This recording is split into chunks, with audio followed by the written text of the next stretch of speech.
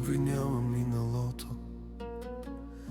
Не мога да го върна, но има нощи, в които тишината ме прегръща мълчаливо тъмно.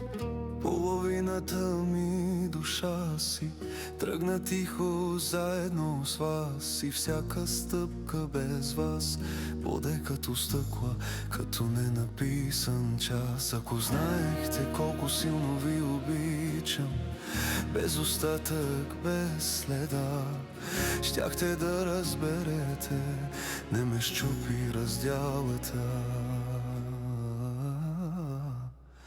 Пренаписаме тя.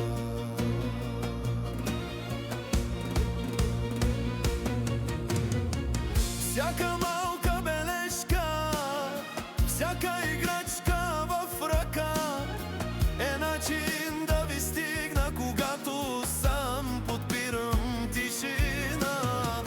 Няма вина, няма присъда, само един баща в мрак, който носи вашите имена като последен ярък знак.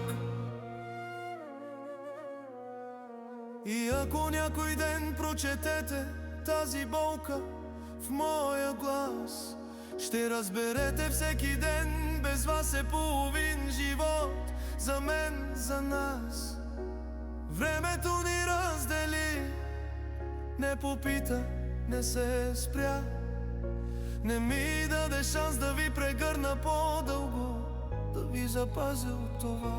Но аз съм баща, който чака, баща, който вярва до последен час, баща, който никога няма да се откаже от вас. Тишината ме прегръща бавно, като спомен, който не боли, но стиска, сякаш знае, че нещо в мен отдавна липсва и тежи. Дома е тих, по-тих от мислите, които вечер в мен крещят. Стените пазят вашите усмивки, а очите ми мълчат. Не аз избрах това, не аз затворих нашата врата. Съдбата я затръшна грубо, без надежда, без следа.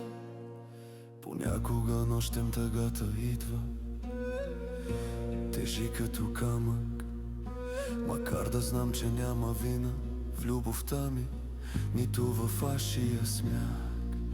И пак вървя към вас в мислите, по път дълъг, нов, защото в мен живее вяра и любов.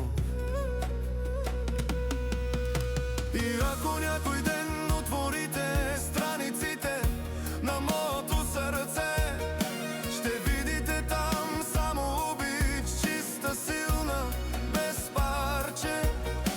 Понякога давам подарък, друг път само глас, но всичко в мен до капка все още принадлежи на вас. И аз съм баща, който чака, баща, който вярва, баща, който никога няма да ви загуби в своя танц. Любовта към дете не пада, не ръждясва, не мълчи.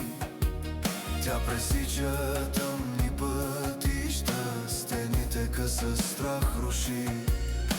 Макар да сте далеч, в сърцето ми сте близо, че всяка мисъл става шепот. И ако някой ден разберете как ви чакам, как боли, ще видите в моите очи вселена, дом без ключ, който е ваш. Не ме дели миналото от вас, дели ни само време, но времето ще падне на колене, щом любовта го вземе. И аз ще чакам, ще съм тук, там, където винаги сте били и където завинаги ще сте.